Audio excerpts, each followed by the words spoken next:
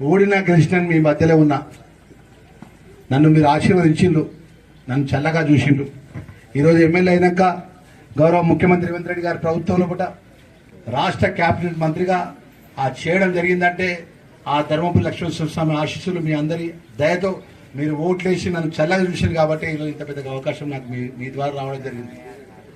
అన్ని ప్రభుత్వ పరంగా మంత్రిగా మీరు ఆ యొక్క ఎస్టిమేషన్ ద్వారా నేను ప్రభుత్వం దృష్టికి తీసుకెళ్లి ఆ నిధులు తీసుకొస్తాననే విషయాన్ని సందర్భంగా మనవి చేస్తూ, ఏదైతే మన నేరెళ్ళ బైపాస్ నుంచి ఎల్లమ్మ తల్లి అట్టే కమలాపూర్ నుంచి తిమ్మాపూర్ వరకు ఈ ప్రాంత రైతులకు మన పెద్ద ఎత్తున మన ఉపయోగపడే విధంగా ఆ రోడ్డు నిర్మాణం జరిగే విధంగా ప్రత్యేక దృష్టి సాధిస్తానన్న విషయాన్ని మనవి చేస్తూ, దానికి సంబంధించిన ఎస్టిమేషన్ కాస్ట్ ఎంత అవుతుందో దాని యొక్క ఎస్టిమేషన్ కాస్ట్ తయారు చేసి ప్రభుత్వం నుంచి పెద్ద ఎత్తున మా మిత్రులందరూ కూడా మనం చేసుకుంటున్నా.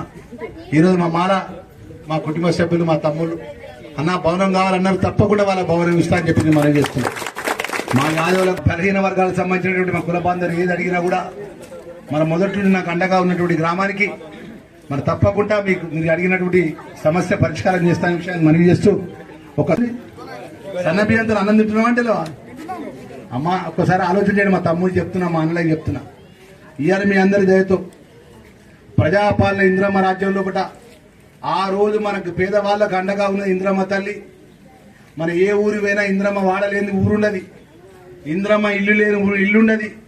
అలాంటి ఇంద్రమ్మ తల్లి ప్రజాపాలన కాంగ్రెస్ పార్టీ ప్రభుత్వంలో ఒకట గౌరవ ముఖ్యమంత్రి రేవంత్ రెడ్డి గారి యొక్క ఆధ్వర్యంలో ఒకట ఏదైతే పొద్దున ఉదయం లేచి నేను ఏ అన్నం అయితే తింటానో, నా బిడ్డ ఏ భోజనం అయితే చేస్తుందో, నా మనవరాలు ఏ భోజనం అయితే చేస్తుందో ఆ సన్న బియ్యం కూడా మొత్తం తెలంగాణ ఉన్నటువంటి అర్హత ఉన్నవా ప్రజలందరూ కూడా సన్న బియ్యం తినాలని చెప్పి అర్హత ఉన్నటువంటి ప్రతి వాళ్ళకి సన్న బియ్యం పథకాన్ని పట్టుకొచ్చింది రేవంత్ రెడ్డి గారు.